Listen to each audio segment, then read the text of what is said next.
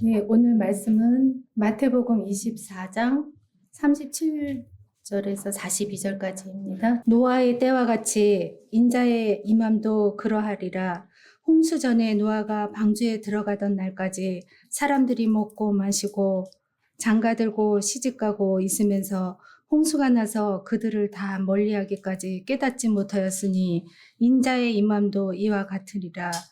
그때 두 사람이 밭에 있음에 한 사람은 데려가고 한 사람은 버려둠을 당할 것이요, 두 여자가 맷돌질을 하고 있음에 한 사람은 데려가고 한 사람은 버려둠을 당할 것이니라.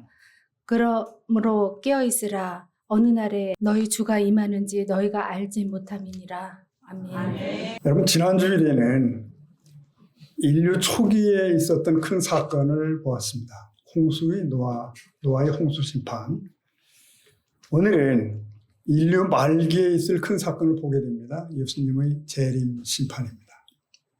둘 다 심판이라는 공통점이 있습니다. 그런데 어떤 이들에게는 그 사건이 심판이지만 또 다른 이들에게는 구원이라는 점도 동등합니다. 공통점입니다. 한 사건은 인류 역사를 여는 것이라면 다른 사건은 인류 역사를 마감하는 것입니다. 오늘은 역사를 마무리하는 예수님의 그 재림에 대해 다시 한번 살펴보도록 하겠습니다. 성경은 약속의 책이죠. 그래서 구약 그리고 신약 그렇게 하는데 이 약은 언약 혹은 약속 그런 뜻입니다. 구약엔 많은 약속들이 있습니다. 그런데 그 중심을 관통하는 약속은 메시아가 오신다는 것입니다. 구세주가 오신다는 거죠. 그분이 이런 모습으로 오신다, 그가 이런 일을 하신다 등등 자세히 예고되어 있습니다. 그럼에도 막상 그 메시아가 오셨을 때 사람들은 깊은 잠에 빠져 있었습니다. 오히려 애써 외면했죠. 왜요? 자기들이 원하는 메시아와 달랐기 때문이에요.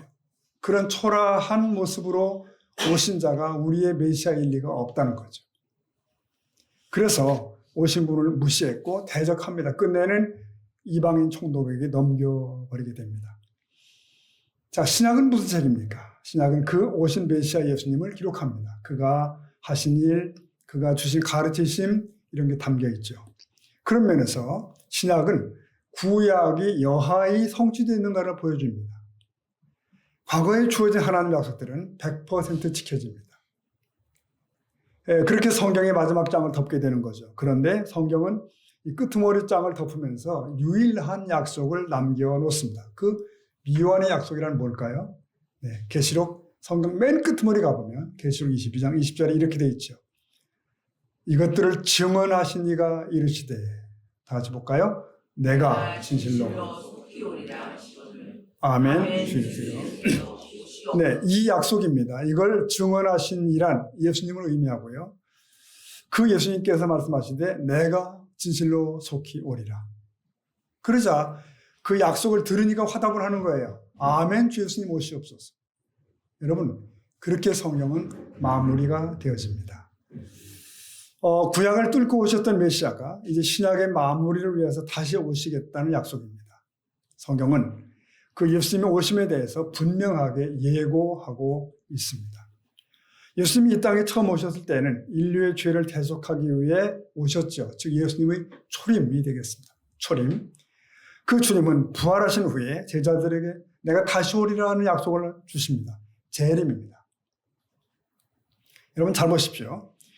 신구약의 수많은 약속들이 다 지켜졌어요. 남김없이 성취됩니다. 그런데 단 한 가지만 남은 셈이죠. 내가 속히 오리라. 내가 다시 오리라. 그분의 재림의 약속입니다. 그 약속은 뜬금없이 던져진 것이 아닙니다. 예수님이 모든 사역을 다 마치시고 하늘로 들림을 받는 그 자리에서 장엄하게 선포가 되죠. 그곳은 예수님의 승천 현장인 감람산이 되겠습니다. 여러분 지금도 이스라엘 성지 순례를 가면 가이드가 감람산을 안내를 합니다. 그러면서 예수님의 승천의 자리라는 곳으로 인도를 해요. 흥미로운 것은 그때의 주님의 들림받던 그 순간의 발자국을 보여주는 거예요. 근데 그 자리가 분명할까는 좀 저는 미심쩍습니다. 그럼에도 어느 날 여기쯤에서 주님이 승천하셨구나를 상기할 수 있는 거예요. 예수님은 구름에 들려 올라가기 시작합니다. 이때 그를 호위하던 천사가 이렇게 외치죠. 사도행전 1장 11절 보면은 이르되 갈릴리 사람들아, 다 같이요. 어찌하여 서서 하늘을 쳐다보느냐? 너희 가운데서 다시 본 그대로. 네, 보십시오. 여기 분명한 약속이 있죠. 주님은 다시 오시겠다는 거예요. 그리고 지금 구름에 들려 올라가시는 그 모습, 그 모양대로 오시겠다는 거죠. 이것은 재림의 예고요. 또한 약속입니다. 이 구절은 예수님의 재림이 분명한 사건이라는 것을 거듭 강조하는 것입니다. 예수님은 하늘로 올라가신 모습 그대로 다시 오시겠다. 분명한 것은 성경이 예수 재림을 하나님의 계획 속에서 중요한 사건으로 기록하고 있다는 사실입니다. 보십시오. 사람들은 이 세상의 끝을 종말이라고 그러잖아요. 종말. 성경의 종말로는 세상의 끝에 대한 신학적 해석을 합니다. 이는 예수님의 재림과 더불어 최후의 심판, 천국과 지옥, 그리고 하나님의 나라의 완성이 이런 내용을 다 포함해요. 특히 마태복음과 요한계시록에 종말론을 다루는 중요한 구절들이 집중되어 있습니다. 예수님은 마태 24장에서 이 재림 전에 나타날 징조들에 대해서 넓게 말씀을 하십니다. 24장 7절을 보면 7, 8절입니다. 같이 봅니다. 시작. 민족이 민족을, 나라가 나라를 대적하여 일어나겠고 곳곳에 이 모든 것은 자, 여러분 한번 둘러보십시오. 오늘날을 이 무의미한 전쟁들이 지구 곳곳에서 진행되고 있어요. 이 자연 재난도 그렇고요. 수없이 일어나고 비가 오지 않는 흉년이 극심해집니다. 특히 지진 소식이 많이 있죠, 여러분. 최근에 오면서 우리는 지진 얘기를 자주 듣습니다. 우리나라도 그리 안전지대는 아니라고 말합니다. 이 지진과 동물들의 얘기가 종종 있잖아요.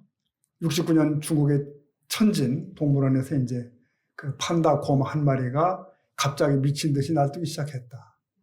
이어 호수에 있던 백조들이 육지로 기어오르는 모습을 보였다. 이 평소 얌전하고 평화롭던 동물들이 갑자기 기이한 행동을 보이자 이 동물원 관리원들이 이 사실을 시립 지진국에 알리게 된 거죠. 이후 천진에서는 규모 7.4의 강진이 발생을 합니다. 시립 지진국은 이를 지진 전조 현상으로 보고 이 지진 피해를 최소화할 수 있었다는 기사가 있습니다. 왜 그뿐이겠어요? 이 지진과 동물들에 관한 유사한 기록들이 참 많이 있습니다. 그러나 막상 가장 똑똑하다고 하는 영악하다고 하는 인간들은 모릅니다. 네. 자연재해 현상에 무디고 종말의 징조에 더디고 그렇습니다. 성경은 이 종말의 징조에 대해서 여러 곳에서 언급을 하고 있습니다.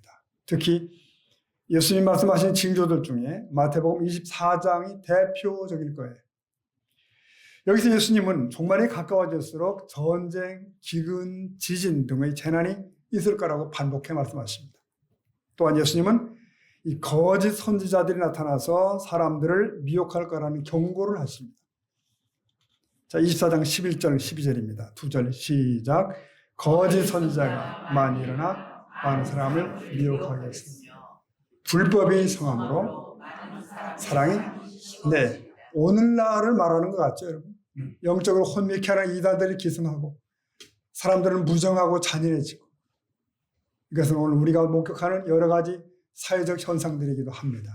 하지만 이 모든 징조들은 종말이 임박했음을 알리는 신호일 뿐입니다. 그날이 언제인지는 알 수가 없는 거죠. 예수님은 제자들을 가리키면서 이렇게 말씀하십니다. 노아 홍수가 임할 때나 종말의 때가 비슷하리라. 이 시대 분위기를 지적하는 거예요. 자, 본문 다시 돌아가서 24장 37절에 보니까 노아의 때와 같이 인자의 마음도 그러하리라. 38절 읽어봅니다. 시작. 홍수 전에 노아가 방주에 들어가는 날까지 사람들이 먹고 마시고 장가들고 시가고 있었으면서 홍수가 나서 그들을 다 멸하기까지 그렇더라. 보십시오. 노아의 때는 비가 쏟아지고 홍수가 나더라도 빗방울이 떨어질 때까지도 사람들이 깨닫지 못했다는 거예요. 장차 예수님이 오실 때에도 그러하리라는 예고를 하시는 겁니다. 물론 예수님이 다시 오신다는 분명한 약속은 이미 주어져 있어요. 그런데도 사람들은 관심이 없습니다. 깨달음이 없어요. 인류 초기에 홍수를 앞두고 노아는 방주를 만들었잖아요. 그때 노아를 가장 힘들게 했던 것이 뭡니까? 외로움, 따돌림, 멸시받음, 뭐 그런 거겠죠. 저렇게 하늘에 태양이 빛나는데 무슨 홍수야, 무슨 심판이야. 오늘날 예수님의 재림을 앞두고 있습니다. 그러나 사람들은 똑같이 세상살이에 똑같이 분주합니다. 종말이라니 무슨 뜬금없는 소리야. 세상 사람들은 그게 당연한 자세예요. 네. 그들은 세상이 영원하리라고 생각합니다. 마치 자신이 영원히 살 것 같은 착각 속에 사는 거죠. 여러분, 과연 세상은 영원히 지속이 될까요? 근데 문제는 예수를 믿는다는 사람들입니다. 우리 신앙인들마저도 세상에 취해서 몽롱해지기 일쑤에 매일매일 의식주에 바쁘고 생존 경쟁에 정신이 없습니다. 눈앞에 보이는 것들이 이것이 전부 삶의 전부라고 여겨지게 그런 분위기입니다. 물론 세상사가 너무 현실적으로 눈앞에 다가오기 때문이에요. 매일이 분적이 다가오잖아요. 한 주가 갔네. 또 한 달이 갔어. 이렇게 빨라? 벌써 가을이네. 뭐 이렇게 되죠. 우리가 시간만 탓하게 되는데 내 신앙이 그래도 좀 자랐네. 주님 오실 날이 좀 가까워졌네. 뭐 이런 의식을 가진 이들은 희귀하죠. 드물죠. 오늘 아침 말씀의 주제가 예수 재림이잖아요. 좀 뜬금없네. 뭐 평안한 주제 없을까? 이렇게 생각하는 분도 있을 수 있다는 뜻이죠. 네. 근데 우리가 왜 그렇게 됐을까요? 우리는 어쩌면 원수 마귀에 속고 있다고 볼 수 있습니다. 우리 주위에는 자칭 예수가 여전히 등장하고 있고 종말을 빙자하는 이단들이 계속 출몰하고 있습니다. 네. 여러분, 양치기 소년 효과라는 거 아시죠? 양치는 애가 너무 심심해서 엉뚱한 짓을 저지르잖아요. 늑대가 왔어요. 그러면 동네 사람들이 달려오잖아요. 양치기 아이가 너무 재미가 나는 거죠. 걸핏하면 늑대가 와요. 또 외치죠. 나중에 동네 사람들이 신경을 안 쓰기 시작합니다. 소년이 늑대가 와요. 그래도 쳐다보지도 않고. 그러다가 정말 늑대가 왔다는 거잖아요. 네. 이 시대 사람들에게는 그런 사이비 교육 효과가 있는 것 같기도 합니다. 이상한 교회들은요, 여전히 종말을 지금도 왜곡하고 있습니다. 또 사람들은 또 종말이래. 이렇게도 외면하기도 합니다. 지난 92년도 같은 경우에는 온 나라가 몸살을 앓았잖아요. 이장님 휴거 사건 난리가 났죠. 멀쩡한 사람들이 산속 기도원으로 도피하고 사회인들이 직장에 사표를 내고 종말을 준비하고 네. 그 밤에 TV 뉴스가 방영되는 가운데 종말은 불발되죠. 온 사회 속에 비난과 비웃음이 쏟아지고 네, 그 사건은 끝났지만 그 후 교회들은 종말을 잊어먹죠. 예수 재림을 침묵하기 시작하고. 왜요? 또 종말이래가 두려운 거죠. 그러다가 정말 다가오는 예수님의 재림마저도 망각하게 되는 것입니다. 재림이나 종말은 아예 언급을 못하게 되는 상황이 되죠. 보십시오. 원수 마귀가 혹시 웃고 있지 않을까요? 이미 상당히 효과를 올리고 있을 겁니다. 분명합니다. 예수님이 다시 오시면 예수님 자신이 하신 약속이에요. 성경에 남은 마지막 약속이고 마지막 경고입니다. 예고입니다. 과거의 수많은 약속들이 성취된 것이 성경이라면 이제 남은 한 사건도 성취된다는 것은 자명하잖아요. 네, 자명합니다. 그러면 과연 예수님이 오시는 그 날은 언제일까요? 여전히 많은 사람들이 궁금해하는 것은 예수님의 재림의 그 타임이에요. 그때 언제? 하나 성경은 그날과 시간을 정확하게 말하지 않지요. 마태복음 24장에 예수님은 이렇게 말씀하십니다. 36절입니다. 다 같이 봅니다. 그러나 그날과 그때는 하늘의 천사들도 오직 아버지만 아시니. 네, 한마디로 말하면 아무도 모른다는 얘기죠. 아무도 모른다. 예수님이 재림을 선포했던 천사들도 몰라요. 심지어 재림의 주인공이신 예수님 자신도 몰라요. 그러니까 이걸 성경의 1급 기밀이라고 말하면 좋겠습니다. 1급 기밀이다. 돌아보니까 제가 군 생활할 때 암호 취급병 역할을 좀 1년여 했습니다. 암호 취급병. 그러니까 모든 부대 내 기밀들을 분류하고 보관하는 거예요. 함부로 유출 안 됩니다. 누가 빌려갔으면 기록을 남기고 정한 기일에 수납을 해야 돼요. 그리 별로 중요치 않은 것은 대외비라고 책상 위에 나오던 대외비. 그러나 중요한 것들은 급수가 있죠. 3급, 2급, 1급 올라갑니다. 그러니까 최고급 단계 1급, 나중에는 붉은 줄 쳐진 그런 표지에 그 기밀이 보관되어 있습니다. 그러니까 아무에게나 대출하지 않고 보여주지 않고 장교들도 볼 수 없는 게 1급 기밀이에요. 자, 여러분, 하나님 나라의 기밀이 있다면 가장 높은 기밀은 뭘까요? 오늘 말씀 보니까 예수 재림이 날 비밀입니다. 이걸 누가 할 수 있다고요? 네, 성부 하나님만 하신다는 거예요. 성부 하나님만. 예수님이 단호하게 말씀하시죠. 오직 아버지만 아신다. 네, 이 말씀은 재림 일자가 언제일지 누구도 모른다는 거예요. 누구도. 노아가 산 중턱에 방주를 만드는데 사람들은 그를 정신 나간 영감 취급합니다. 이 무슨 미친 짓이냐. 노아는 외치는 거죠. 이제 곧 홍수가 날 것이요. 이 배가 뜰 겁니다. 곧. 그런데 그 배 지는 세월이 100년이 더 걸리잖아요. 그러자 사람들이 듣지 않는 거죠. 네. 그래서 성경은 당시 분위기를 홍수가 내리는 그때까지 사람들이 깨닫지 못하고 먹고 마시고 흥청거렸다는 거예요.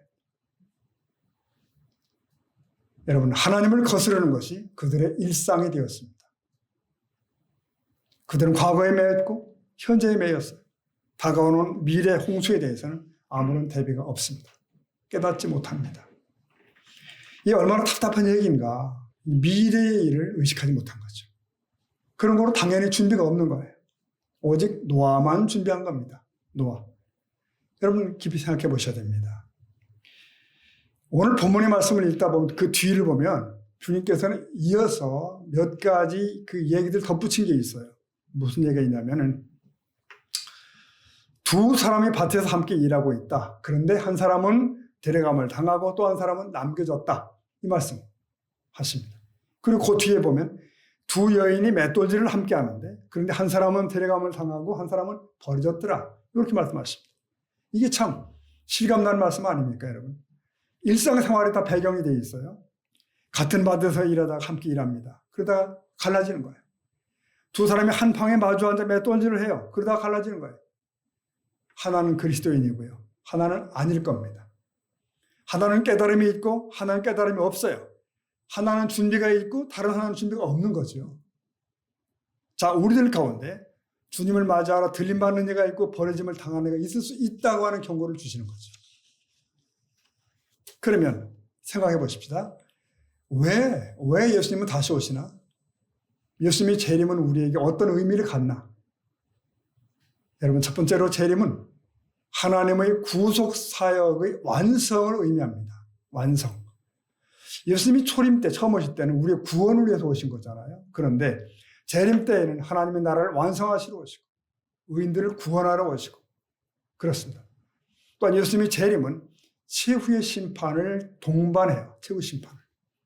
그래서 요한계시록 20장에 보면은 모든 사람들이 심판을 받는 장면이 나옵니다. 네, 20장 12절입니다. 읽어볼까요? 시작. 또 내가 보니 죽은 자들이 그 보좌 앞에 서 있는데 책들이 펴 있고 또 다른 책이 펴 있으니 곧 생명책이라 죽은 자들이 자기 행위를 따라 심판을. 그렇습니다. 보십시오. 사람들이 모두 보좌 앞에 서게 돼요. 누구를 막론하고 다. 온 인류가. 생명책이 펴져 있고 다른 책들도 펼쳐져 있다. 사람들은 그 책에 기록되어 있는 대로 운명이 바뀌죠. 자기 행하는 행위에 따라 심판을 받게 돼요. 그러므로 예수님의 재림은 우리의 믿음과 행위에 대한 보상의 시간이기도 합니다. 그래서 우리는 예수님의 재림을 두려워하기보다는 소망하며 준비할 특권이 우리에게 있어요. 소망하며 준비하자. 그렇습니다. 예수님의 재림은 단순히 벌 주는 날이 아니에요. 성경은 그날을 모든 성도들에게 기쁨과 소망의 날로 묘사하고 있습니다. 데살로니가전서 보면 4장에서는 예수님의 그 재림 때 일어날 사건을 이렇게 기록하고 있어요. 4장 16절에 보니까 주께서 호령과 천사장의 소리와 하나님의 나팔 소리로 친히 하늘로부터 강림하시리니 그리스도 안에서 죽은 자들이 먼저 일어나고, 자 17절 시작. 그 후에 그들과 함께 공중에서 주를 영접하게 하시리니. 네. 그러니까 주님이 영광 중에 재림하신다는 말씀을 하면서 그때 낙원에 가 있던 성도들의 영혼이 함께 내려오게 되는 거죠. 함께 내려옵니다. 그때 성도들의 육신이 부활하여 그 내려온 영혼과 육신이 다시 합일체를 이루게 돼요. 즉 부활하신 주님의 몸과 흡사해지는 거죠. 그 후 지상에 살고 있던, 호흡하고 있던 성도들도 들려 올려지게 됩니다. 이걸 휴거라고 하잖아요. 휴거. 자, 성도 여러분, 예수님의 재림은 그날을 기다리고 준비하던 자들에게는 영광의 날이 됩니다. 참 승리의 날이 되는 거예요. 이제 영원히 주님과 함께 머물 있을 나라로 들어가게 됩니다. 완성된 하나님 나라입니다. 에덴 동산보다 더 완전한 새 에덴, 네. 새 하늘과 새 땅. 이런 기대와 소망이야말로 종말론이 주는 가장 큰 우위로와 희망인 줄로 믿습니다. 그러면 어떻게 준비해야 될까? 그 문제 다시 한번 다루겠습니다. 그래요. 예수님의 재림은 그날을 준비한 자들에게 영광이라고 그랬어요. 그러면 그 날을 맞이하기 위해 우리는 어떻게 하면 좋을까? 어떻게 해야 되는가? 마태복음 24장에서 분명하게 예수님은 이렇게 말씀하십니다. 24장 42절 본문이죠. 읽어봅니다. 시작. 그러므로 깨어있으라. 너희가, 네, 핵심은 뭡니까? 잠들지 말라는 거죠. 깨어있으라. 정신 바짝 차리고 깨어있으라. 여기서 깨어있다는 것이 뭘까를 생각을 해봤습니다. 뭐가 깨어있는 것일까? 여러분 요즘도 그런지는 모르겠는데 전에는 학교에서 그 모의고사를 쳤잖아요. 아이들 모의고사. 학교는 학생들의 실력을 높이기 위해서 시험을 치죠. 네. 중간에 치는 고사를 중간고사, 기말에 치는 걸 기말고사. 네. 근데 예고 없이 갑자기 치르는 모의고사가 있잖아요. 모의고사는 평소의 실력을 알기 위해 치르는 중요한 시험이죠. 중요한 시험. 그래서 개인별 실력 석차도 나오지만 이 반의 평균 점수가 나와서 각 반의 단체 등수를 매기기도 해요. 교회별의 점수가 있다는 뜻일 수도 있겠습니다. 예수님의 재림은 날짜를 예고하지 않고 다가온다는 점에서 모의고사와 흡사하다고 생각을 합니다. 그럼 어떻게 하면 좋죠? 학생들은 평소에 잘하면 되는 것입니다. 예습을, 복습을 성실하게 하는 거예요. 이 평소 실력을 준비해 와야 된다는 뜻이죠. 성도 여러분, 신앙의 평소 실력이 뭡니까? 신앙의 평소 실력이 뭘까요? 주일에 신자다워야 되겠지만 주중에도 신자답게 살아야 된다는 뜻이겠죠. 수요나 금요 기도회에 와서 함께 기도해야 되겠지만 홀로 있는 시간에도 기도할 수 있어야 되겠죠. 그게 실력이죠.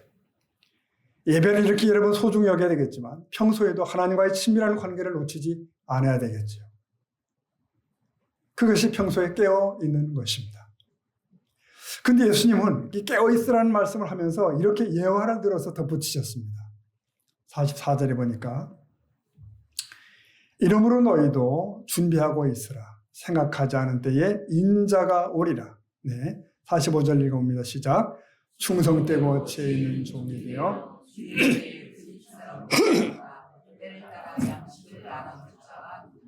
46절 주인이 올 때에 그 종이 있으려다. 아멘. 이 이야기를 가만히 보면 두 종이 등장을 해요. 종 두 명이 등장하는데 문제는 주인이 집을 비웠을 때입니다. 평소에는 문제가 없어요. 집을 비웠을 때. 그때 주인이 맡기신 역할을 책임감 있게 맡아 행동하는 그런 종이 있는 거예요. 반면에 그렇지 못한 종이 있습니다. 아주 게을러 빠진 종이 있는 거예요. 자, 주인이 떠나 있을 때 주인의 역할을 대신하는 종, 그가 깨어 있는 종입니다. 주인이 다시 집으로 돌아왔을 때 그 종은 잠들어 있지 않죠. 충성되고 지혜 있게 주인의 책임을 대신하는 거예요. 그 종은 주인이 오는 날만 따지고 있지 않습니다. 뭐 촉각을 곤두세우고 하루하루를 버티는 게 아니죠. 오히려 그 하루를 자신에게 맡겨진 역할을 감당하는 데 집중을 하는 거예요. 그에 따라 충성합니다. 자연스럽습니다. 그러므로 충성은 요란스럽지 않아요. 그저 평범해 보입니다. 평범해 보이기도 해요. 여러분, 전에 예수님 재림을 기다린다고 하면서 집을 팔아가지고 산으로 간 사람들 있잖아요. 얼마나 요란스러운지 몰라요. 예수님께서는 깨어있는 자의 실제 모습을 충성이라고 말씀하십니다. 묵묵한 충성. 사랑하는 여러분, 예수님의 재림을 위해 깨어있는 모습은 매일을 충성되게 사는 것인 줄로 믿습니다. 종에게 주인이 오시는 날짜는 중요한 것이 아니에요. 왜냐하면 그에게는 주인이 오늘이나 내일 오시나 다를 바가 없잖아요. 늘 충성으로 살아가기 때문에. 그래요. 우리는 아침에 눈을 뜨면 그렇게 고백해야 되는 겁니다. 주님, 오늘도 내게 맡겨진 시간을 살게 해주십시오. 내게 맡겨진 곳에서 내 몫의 충성으로 살게 해주십시오. 네, 그래요. 우리는 그래서 재림을 따로이 두려워할 필요가 없습니다. 오늘은 구원의 완성을 바라보며 준비하는 시간이기 때문에요. 성경은 예수님의 재림을 분명하게 예고하고 있습니다. 그날을 위해 우리는 항상 깨어 있어야 될 줄로 믿습니다. 21세기에 또 오면서 특히 종말의 문제가 예민해지기 시작합니다. 비신자들도 종말 얘기를 종종 해요. 물론 각도가 다르지만. 과학자들도 지구의 최후의 날을 얘기하고 환경공학자들도 비관적으로 얘기를 합니다. 그러나 우리 예수 믿는 사람들은 또 다른 관점으로 바라봐야 됩니다. 성경이 말하는 그 때를 눈여겨봐야 한다는 거죠. 우리는 조심해야 됩니다. 수많은 이단과 사이비들이 예수 재림을 내세우며 주위를 맴돌고 있잖아요. 숱한 거짓 종들이 혹세무민합니다. 특히 떠도는 유튜브 방송들을 조심할 필요가 있습니다. 그들은 대개 그날과 그 때를 임의로 지정해요. 심지어 장소를 예고하고 겁박을 합니다. 네. 돈 내야 될 구자를 거기에 붙여놓습니다. 하나 우리는 성경을 바탕으로 견고히 있어서 좌우로 흔들리지 않아야 되는 것입니다. 예수님은 아무도 모르는 그 시간에 오십니다. 그날과 그 시간은 오직 하나님만 아십니다. 단 종말의 징조는 있습니다. 전쟁, 기근, 지진, 그리고 이런 거짓 종들의 그 출현, 이 징조들은 재림이 가까워졌음을 알리는 신호탄이에요. 여러분 기억하십시다. 예수님의 재림은 어떤 의미를 가지는가? 재림은 구원의 완성과 최후의 심판을 의미합니다. 예수님은 다시 오셔서 모든 믿는 자들을 영접하시고 악을 심판하십니다. 우리는 재림을 어떻게 준비해야 된다고요? 근데 깨어 있어야 되는 거예요. 내게 주어진 삶의 자리에서 충성하는 것입니다. 건강한 재림 신앙은 그렇게 하루하루를 종말로 사는 것입니다. 여러분, 선생님이 자습을 시키고 나갔다 오시기로 하셨습니다. 선생님이 언제 올지 신경 쓰는 학생은 불량합니다. 선량한 학생이라면 선생님이 언제 오시든지 간에 자신이 할 일에 충실할 뿐이에요. 저와 여러분이 그럴 수 있기를 바랍니다. 마지막으로 바울은 종말을 맞은 성도들에게 이렇게 권면을 합니다. 데살로니가전서 5장 보니까요. 11절입니다. 시작. 그러므로 피차 권면하라. 그렇습니다. 여러분, 깨어 기다리는 삶은 혼자 노력해야 하는 삶이 아니라는 거예요. 우리가 함께 해야 됩니다. 그래야 힘이 있습니다. 우리는 한 믿음을 가지고 있습니다. 우리의 사랑의 대상은 한 분 예수 그리스도이시죠. 그분은 우리와 연합하셨지만 동시에 우리는 그리스도 안에서 한 몸으로 연합되었습니다. 그러므로 우리는 서로 권면해야 됩니다. 권면. 잠자는 사람이 있나 서로 살펴보고 깨워야 돼요.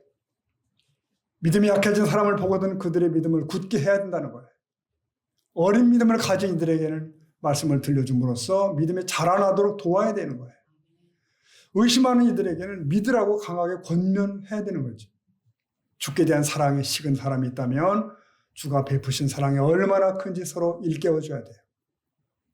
여러분, 아이들 놀이에 왜 얼음땡 하는 거 있잖아요. 얼음땡. 마당 안에 있는 아이들은 누구나 각자 움직일 수 있는 거죠. 그러나 얼음, 얼음이 되면 동작은 정지되는 거 아닙니까? 그대로 멈추는 거죠. 뛰던 아이는 뛰던 대로, 걷던 아이는 걷던 대로 멈추는 거예요, 그냥. 여러분, 어느 날 온 인류에게 얼음이 선포되는 순간이 옵니다. 있습니다. 잠자던 이는 잠자던 대로, 여행하던 이는 여행하던 대로 맞이하는 거예요. 주식시장은 멈추고 전쟁도 중지되겠죠. 우리가 갖고 있는 모든 희로애락의 일들이 다 정지될 겁니다. 모두가 그대로 멈추게 되는 거예요. 온 인류가 영광 중에 재림하시는 주님을 바라보게 됩니다. 이게 얼마나 엄숙합니까, 여러분? 얼마나 장엄해요. 성도 여러분, 우리는 구원의 소망의 투구를 잘 쓰고 있는지 서로 확인해 주십시다. 내 곁에 있는 지체가 세상의 거대만 매여 살고 있지 않은지 깨달음을 줘야 돼요. 우리가 얼마나 영광스럽고 고귀한 구원의 은혜를 누리고 있는지 서로에게 말해 줘야 되는 것입니다. 그리고 그날에 이루어질 구원을 기다리며 주님을 대망하는 우리가 되기를 여러분 예수님 이름으로 축복합니다. 아멘. 우리 기도하시겠습니다.